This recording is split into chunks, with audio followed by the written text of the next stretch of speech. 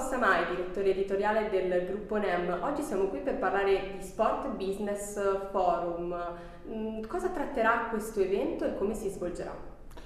Allora, stiamo parlando di un festival, del primo festival che in assoluto in Italia si occupa dello sport nei suoi più differenti aspetti, perché naturalmente lo sport ha un riflesso sulla conduzione della società, su aspetti che attengono anche alla salute, ci sono aspetti che riguardano invece prettamente l'economia, ci sono altri aspetti ancora che ovviamente hanno a che fare con lo spettacolo propriamente inteso.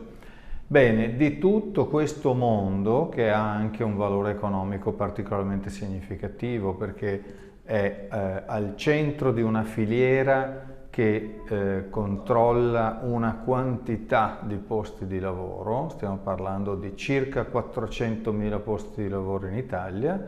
Ebbene, di questo variegato mondo, anche con i testimonial e quindi voglio dire semplicemente con grandi sportivi del presente e del recente passato, andremo a trattare e lo faremo in una logica multipolare. Lo faremo dunque a Montebelluna, laddove c'è il centro di un distretto industriale di straordinaria importanza, laddove nasce una larghissima parte dell'attrezzistica e dell'abbigliamento sportivo italiano e non solo italiano.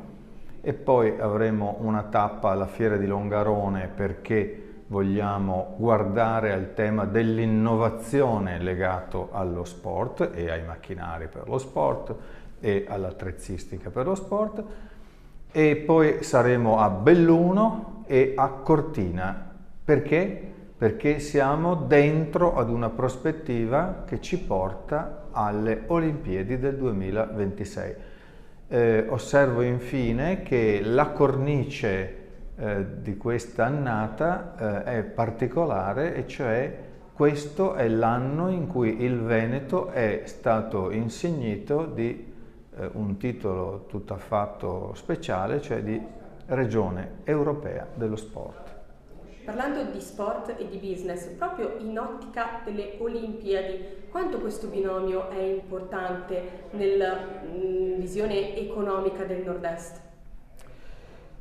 Allora, è notorio che le Olimpiadi non sono importanti in quanto evento puntuale e momentaneo, ma per quanto riescono ad attivare in termini di investimenti e di promozione dei territori con degli effetti di trascinamento di lungo periodo. In fondo, Cortina ha una immagine pubblica, una sorta di logo che appartiene all'immaginario collettivo generale ed è il trampolino del